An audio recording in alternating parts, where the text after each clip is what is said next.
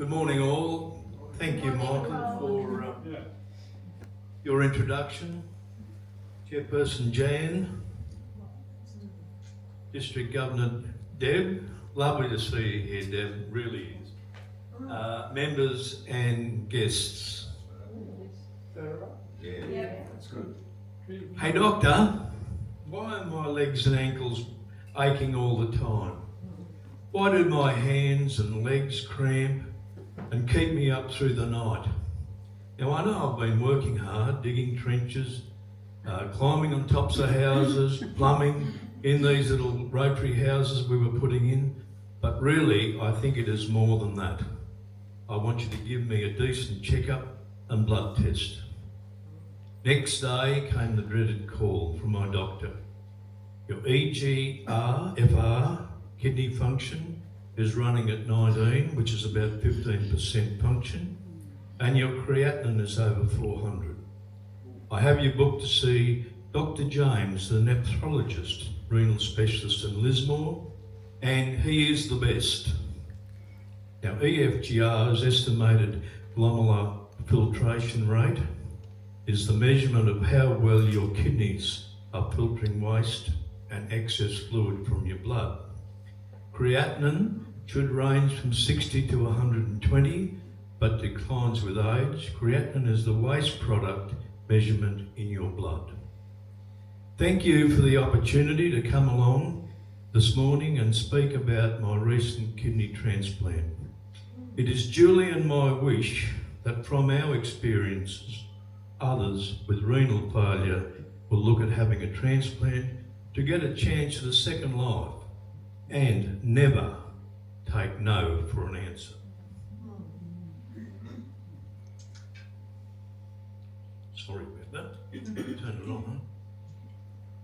Yeah. So that was the start of our journey, which has certainly been interesting and different, where both Julie and I have had to meet many challenges to prioritise our lives for the future. Consultations with Dr. James are always black and white. No grey areas with him.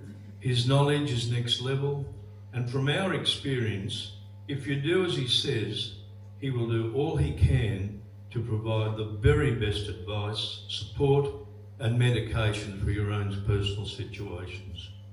His consultations are never rushed, and you feel like a special patient, being confident that you are getting the very best treatment. He is respected as an expert in his field all over Australia, and when we think this man's just in Lismore, it's remarkable. My initial consultation with Dr. James was back in 2015, when he found that my kidney function at that stage was 33%, which had never bothered me right up to February 2023, when I went to Melbourne for an international conference, and there, 3 others and I got influenza A, which really made us very unwell. Once again, Julie, here she is, was the only one of the 5 of us in the group who did not get affected. The influenza A had a big effect on my kidney function and brought about my GP and specialist appointment, plus the renal team visits. Renal nurses came to our home explaining what symptoms to expect with renal failure, giving a detailed description on what and when I should go onto dialysis, whether I should go onto peritoneal or hemodialysis, explaining the advantages and disadvantages of both.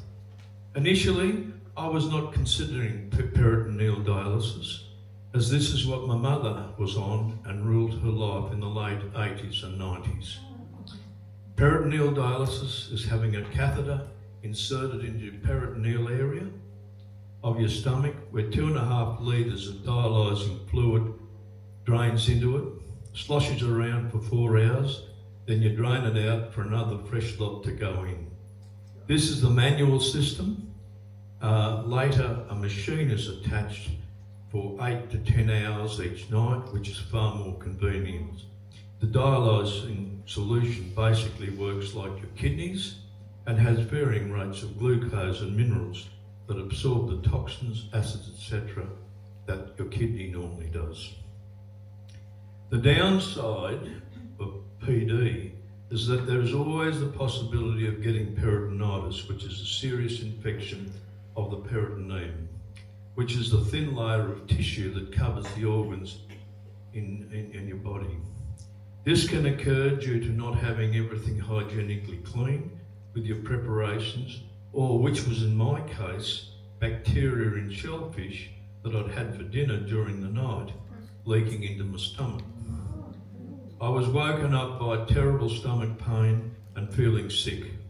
Julie also felt unwell, so we thought we just had food poisoning. So we'd leave it till the morning before going to Lismore Renal Clinic to be checked. I thought, how am I going to ease the pain? It was 20 out of 10. As Panadol had little effect.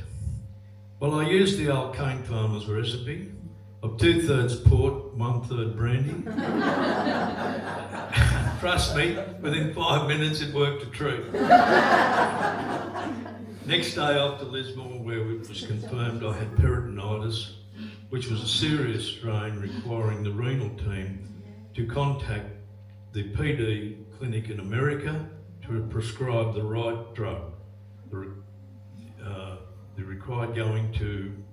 This required me going to the renal clinic in Lismore every day for 3.5 weeks for treatment, taking 4 to 7 hours each day.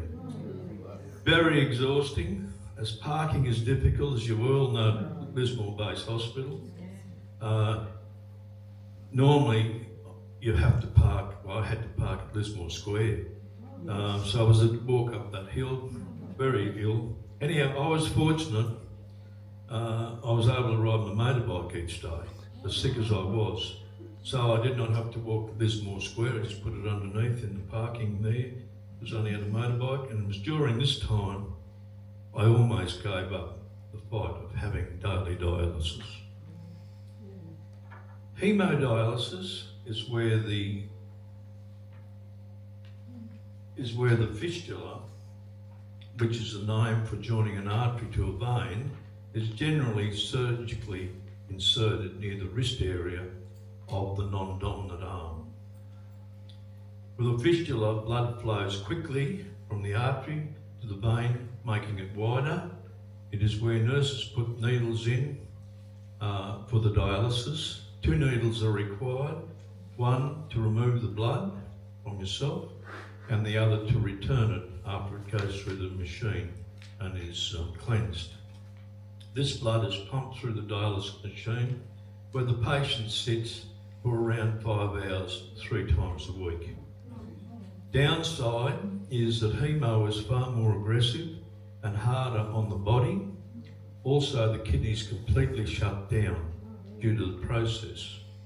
There also is a big risk of infection at the needle sites, causing problems. The other thing, that when your kidneys close right down, you don't wee, so you can't really drink. You just, to keep your mouth moist, you just have to take ice. So as peritoneal dialysis is much easier on the body, whatever kidney function you have remains. This is what attracted me to give it a go, even though my mother's experience was not great. Things have changed in the last 20 years. Interestingly, the renal nurses wanted me to go on dialysis pretty well straight away. Well, I was not ready to go on dialysis then. We had another 12 little houses to construct and complete. I was too busy, so I decided to carry on and speak with Dr. James, who said, carry on what you're doing if you're enjoying it. You will know when you're ready what good advice that turned out to be.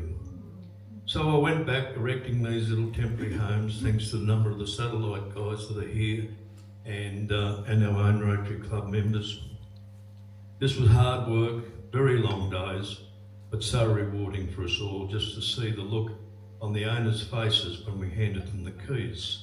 This was the first time in many cases for over 2 years where the self-esteem and dignity had been restored. where they had proper shelter, warmth, security, and a place to call home. It was at a property in Rappville in June 2023 where we were erecting a house after the original home had been washed away. Our licensed plumber, Mick Thompson, was connecting up the plumbing and gas to these people's little home when he and I got chatting about renal failure. Mick told me he was 57 and got a transplant when he was 42. He was fit and lived life to the fullest. Don't worry, Mick said. Have a transplant. Dr. James will look after it when you are ready. Mick was a life changer for Julie and I, always with a positive outlook on life and always grateful for the fantastic medical system we have, and a very valued friend to this day. We eventually finished our Rotary Flood Temporary Home project, where now it was time for me to concentrate on my own health issues with regular visits to Dr. James, monthly blood tests, regular visits to the renal clinic in Lismore, where they were anxiously waiting to have another peritoneal patient to look after and train. I held out as long as I could till February 18th, 2025, when I knew it was time and saw Dr. James, explaining that I was ready to go on dialysis. He then arranged a surgeon, Dr. Jane Cross, to carry out the surgery to fit the catheter in my peritoneal cavity. It was done on April 11th. I was very unwell. Night time I did not want to go to bed or sleep, as I knew I would be awake most of the night. With cramps and in pain, physically and mentally I was drained and depressed with life, fatigued and struggling. April the 14th I started doing the dialysis training at the PD clinic at Lismore Base Hospital. Fortunately, I picked up the process pretty quickly and they were satisfied I could do dialysis at home after the first week. Julie also attended most days, which was boring for her but a confidence boost for me if I was unsure about anything. Initially, the routine was changing 4 bags of dialysis fluid every 4 hours through the day. Then this went on for 6 weeks before I commenced training on a cycler machine, which automatically does the changes overnight, either 8 or 10 hours a night. I told them I could only do 8 hours because you're hooked up to this and you're very restricted where you can move around to. Thankfully, Dr. James approved that. It was far less disruptive and worked well for me. I was lucky as I picked up the process quickly and took a cycling machine home after 3 days to start the nighttime dialysis.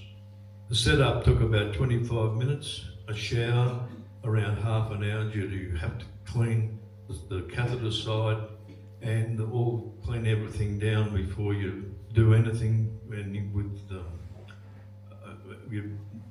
your preparation with the table had to be all cleaned down properly. So then overall it was about an hour to do the preparation. On a visit to Dr. James, I asked him about having a transplant. His answer, I don't support anyone over 70 years having a kidney transplant. So I thought, I'm going to look into this as I'm not taking no for an answer. I quickly learned that there is no age limit on a kidney transplant. So back to Dr. James. Doctor, I've done my research. Took a bit of sort of building up for that. He's a bloke you can't argue with. I've done my research and there was no age limit on a kidney transplant.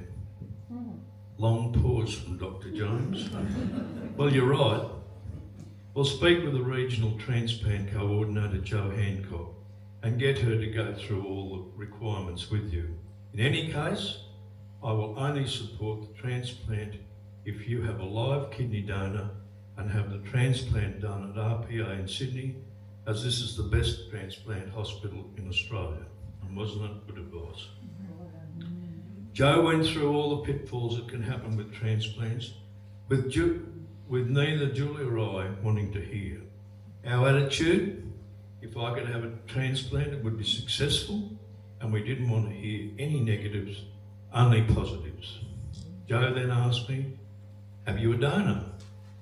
Well, not really, even though I had a number of offers. Well, how about Julie? Julie was with me. Joe said, without hesitation, Julie said she was happy to be a donor and go through all the preliminary tests, which Julie will explain later. It was at pathology in Ballina Hospital, waiting for the compatibility test to be taken, I had a life-changing experience.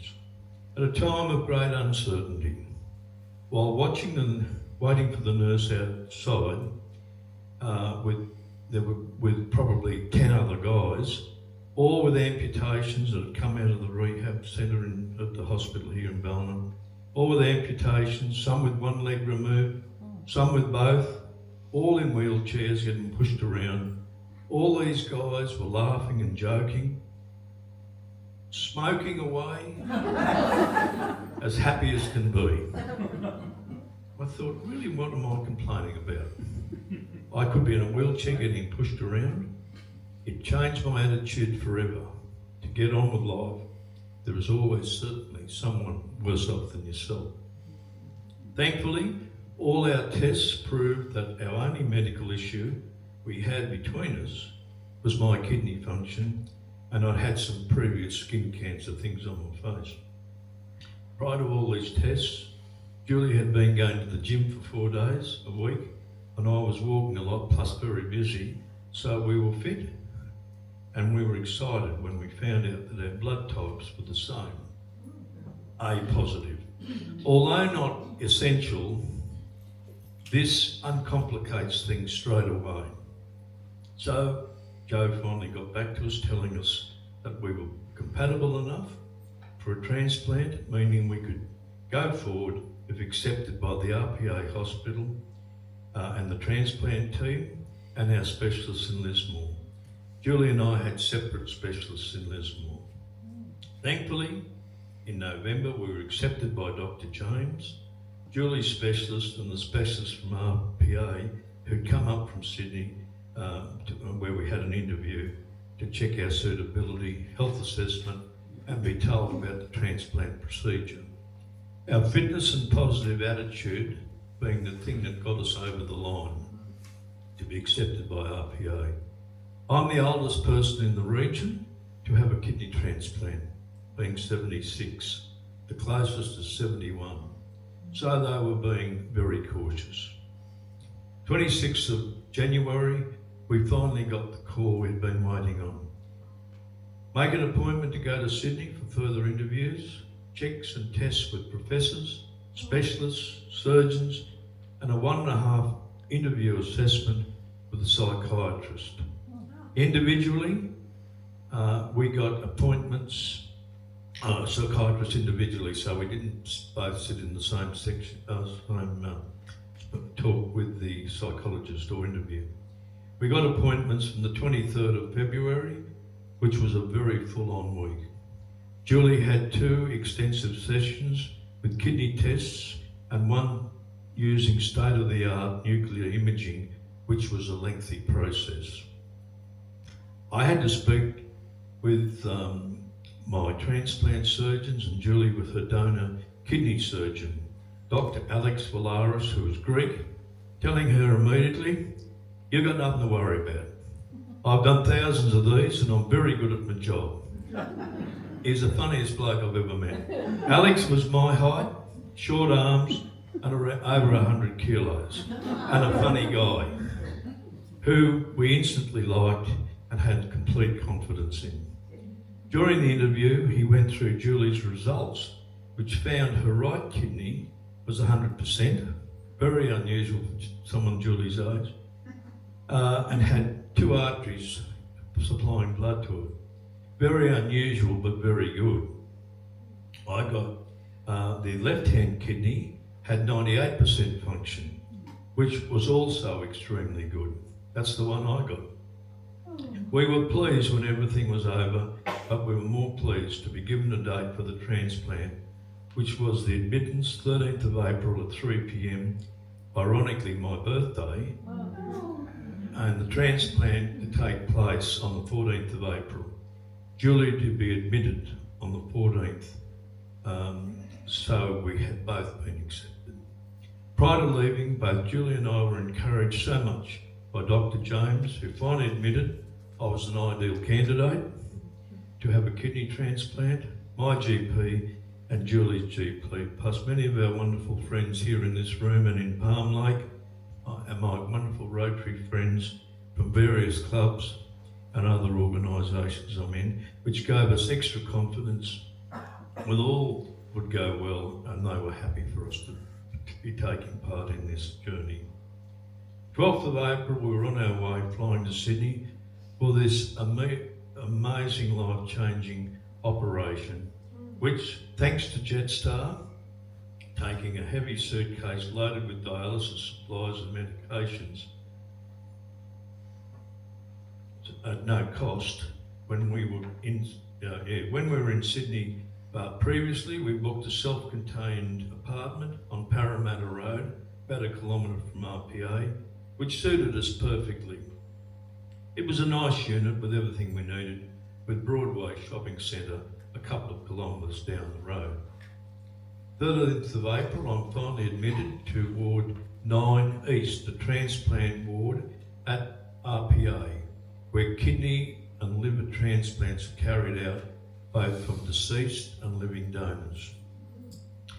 RPA performed their first deceased donor transplant in 1967 and does well over 100 transplants annually. That night I carried out my last peritoneal dialysis procedure. Hallelujah, because that was a chore. April 14th, 6:30 a.m, Julie is admitted to surgery. Everything at RPA's state-of-the-art equipment, still calm and confident, where the donor surgeon removed her left-hand kidney to be sent off to the laboratory for further testing, then put on ice. The surgery taking around 3 hours without complication. 1:15, I'm admitted to theatre, calm and confident like Julie was. We believe we felt this way due to the thorough lead-up and the reliance we placed in the incredible caring transplant team who we met on our previous visit. The operation going pretty smoothly, apart from the artery to the kidney being a bit fragile, that's what happens when you get old, and a bit soft, requiring double stitching. Once attached, the kidney started working immediately, which is most uncommon but so wonderful because it had a live donor. Most kidneys take hours or even days to start working. So Julie gave me a very good kidney, and like I said, the advantages of a live donor. The new kidney is attached to the lower right-hand front, just here, a peritoneal cavity, and connected to the artery that goes down my right leg.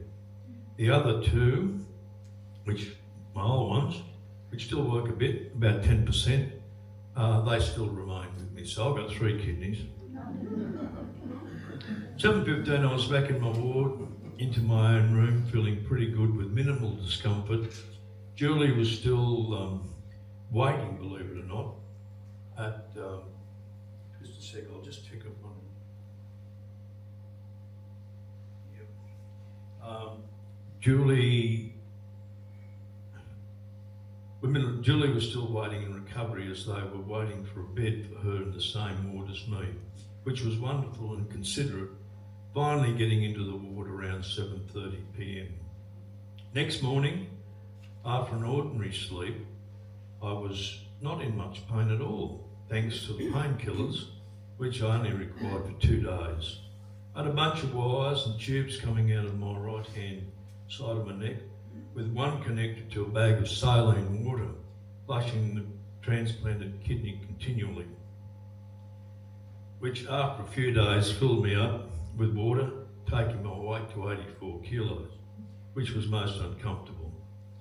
Breakfast consisted of warm soup, lightly flavoured, I have no idea what. The food in RPA was We didn't go into a restaurant, that's for sure, but it wasn't all that flash.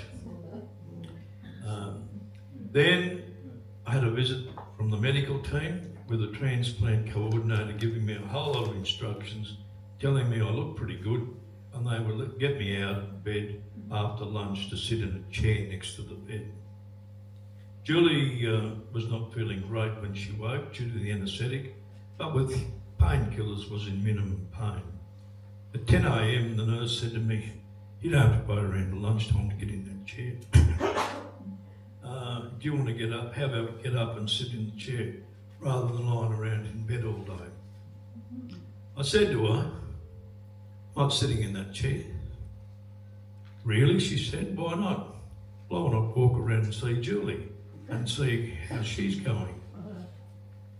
"Are you up to that?" she said. "Of course, but you will have to come with me and help with all the things we're going to drag along."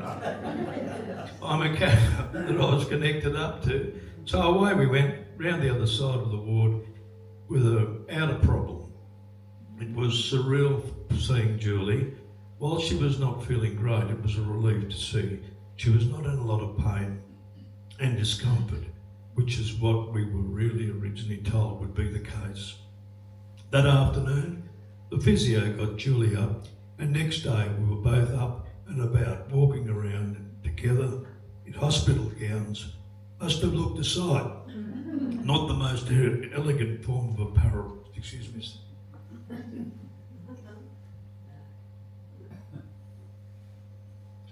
We both recovered much quicker than any of the nurses could believe, all amazed on how mobile we were, with Julie getting the okay to leave 3 days after surgery. But as it was later in the afternoon and the discharge papers hadn't been done, stayed another night, so discharged the next day, only being allowed to leave if she had a carer. Thankfully, our wonderful friends from Rotary, past District Governor Dave Harmon and his wife Robbie came down to look after us for a week. It was very generous of them to provide the initial care and running around for us, giving Julie and I time to recover. Their care and understanding was exceptional, respectful, and very much appreciated. I'll now ask Julie to come up and tell a little bit of her story.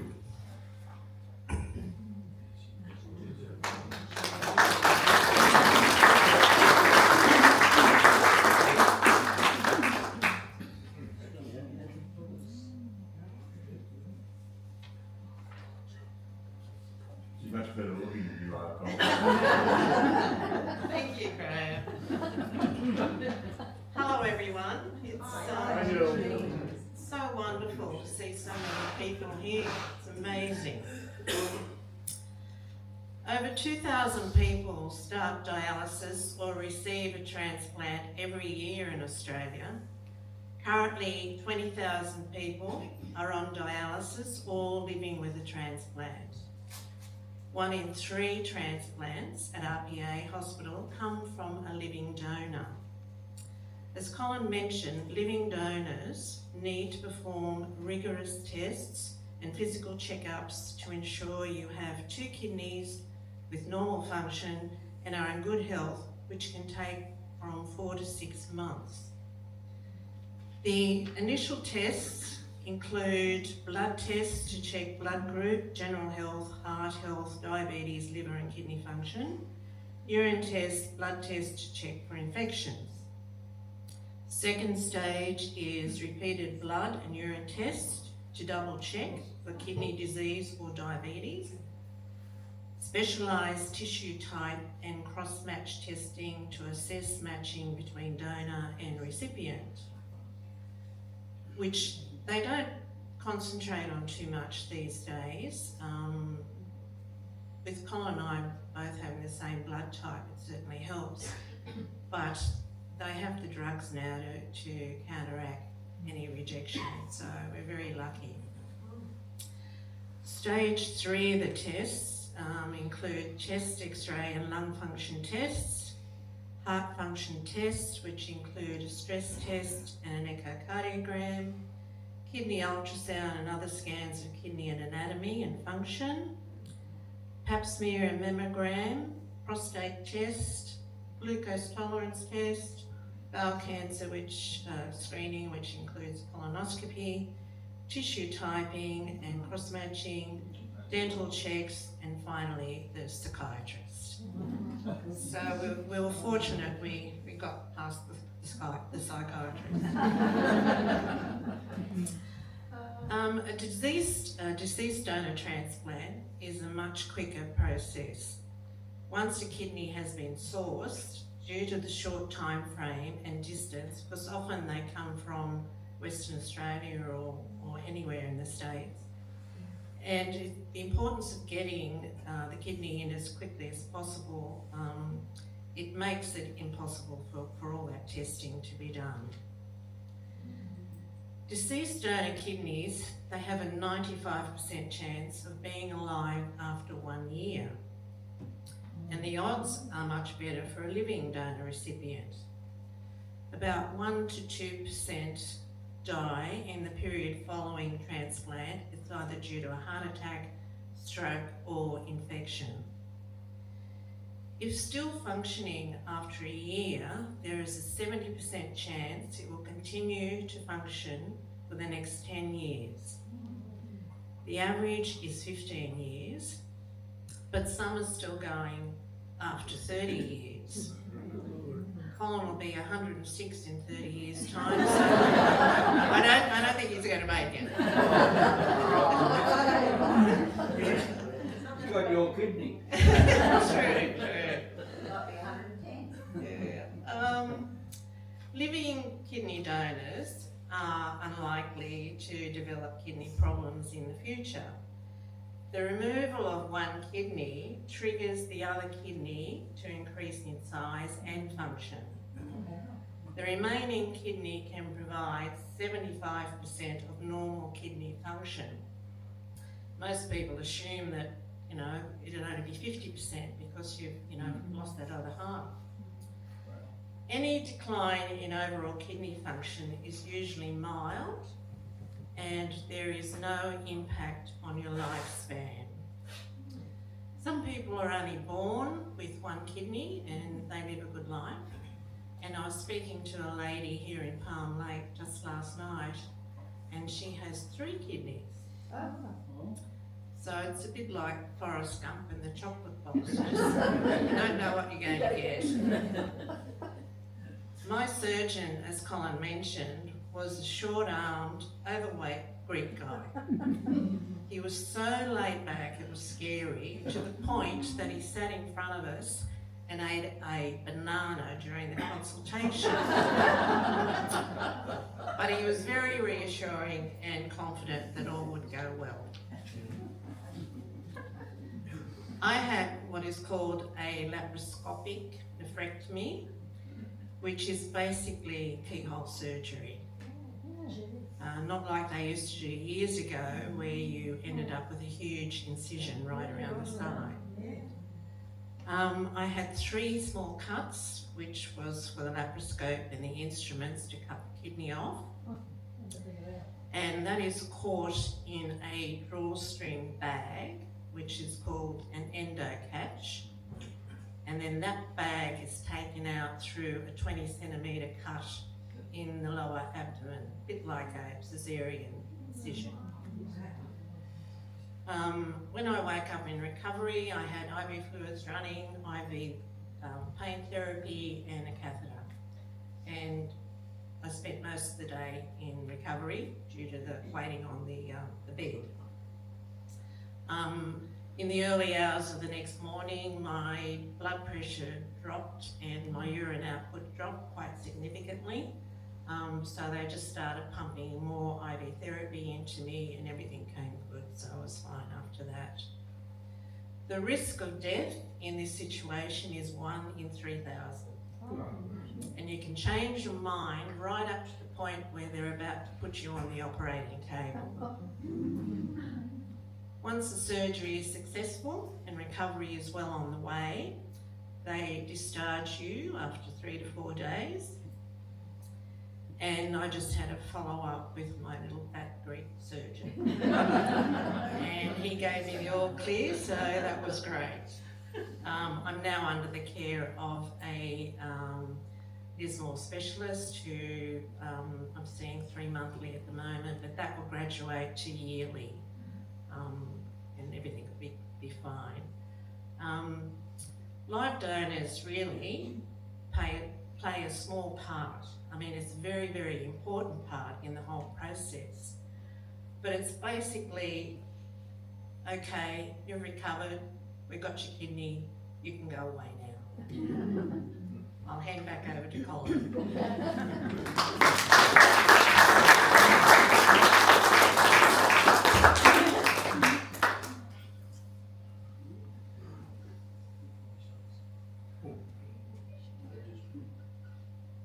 Joel, can I just notes back, please?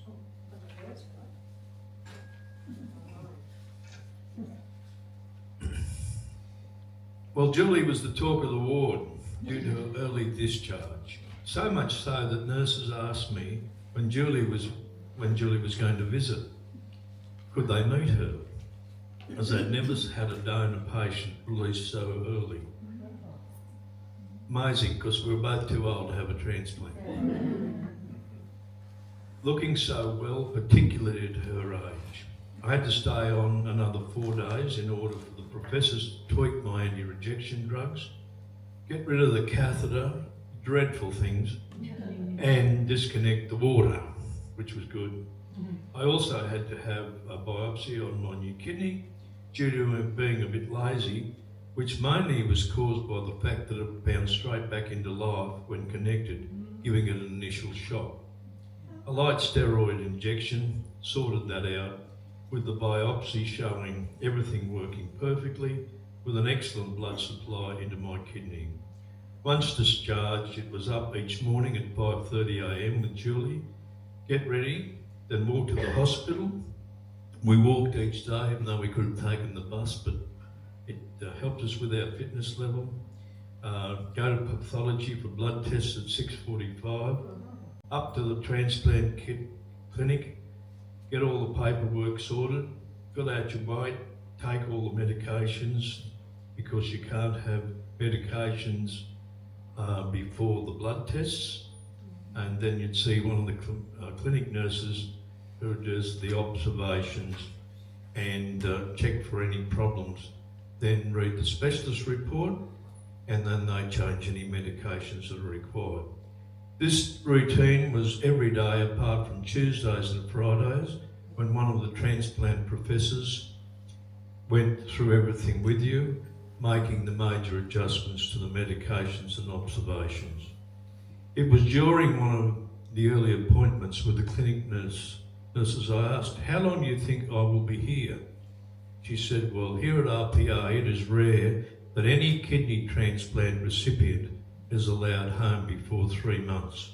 Due to your age, I would say at least another 2 months. Okay, so we can expect somewhere around mid-July, which is about now.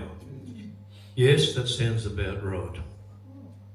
It was now the second week in May, almost a month after the operation. Julie had pretty much fully recovered and looked fantastic, even though from our initial inquiries we told her recovery would be very slow after the kidney removal. Not the case for this tough lady. This was a great relief for me. I was going quite well, with all my levels starting to stabilise. So at my Friday professor consultation, I asked her when I should book our accommodation to, because we'd only had it booked till the end of May, and then with a length we didn't know how much longer after that. Well, she said without hesitation, you were both doing so well, we can't do much more for you, so you can go home at the end of this month, which was the end of May. And Dr. James can look after you after that. They have such a great respect for Dr. James. So that was 6 weeks earlier than expected. Wow, what a great surprise. So we booked the airline and our chauffeur Dennis Lee for the May 30th. By now the morning routine each day to RPA was reduced to a couple of times a week. During days off we went into the city for a look around and were fortunate to have good friends in Rotary who we met when they were in Ballinastain to take us around the city. This couple and another allowed us to see much of Sydney and were extremely generous with their time and care. Julian and I walked every day, gradually building up our fitness and strength, which helped with our recovery and overall health. Our bi-weekly appointments with specialists and professors became more of a friendly chat about best restaurants, places of interest to see while in Sydney, our lives here in Ballina. They were very fascinated with Ballina and our lives and what we have done in our lives, rather than spending time on our transplant medications, as everything's going along so well and we're both looking so well. A slight tweak of the drugs here and there for me, Julie taking nothing.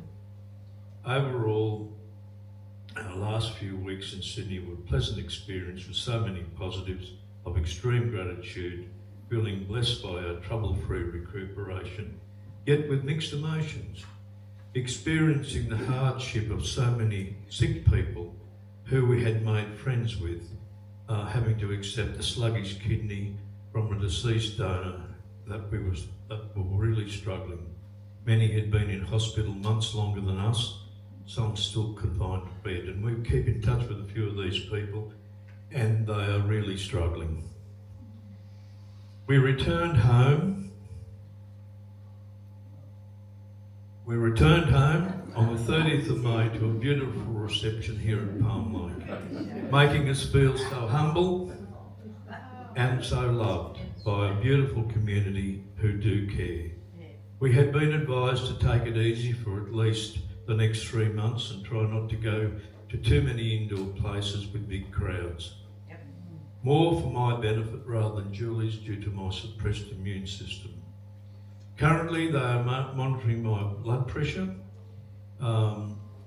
due to a restriction of the artery connecting the kidney, confirmed after an angiogram and ultrasound. I went to Sydney Vascular Laboratory recently for a specialist to check out the restriction, which he had a look at. He recommends leaving well enough alone for 6 months and reassess, as the procedure to fix the problem at this early stage is risky.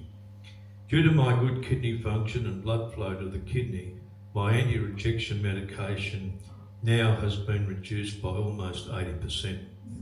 And it's quite remarkable. I've just been to the doctor and to see where my kidney level is just outstanding. I'm so thrilled.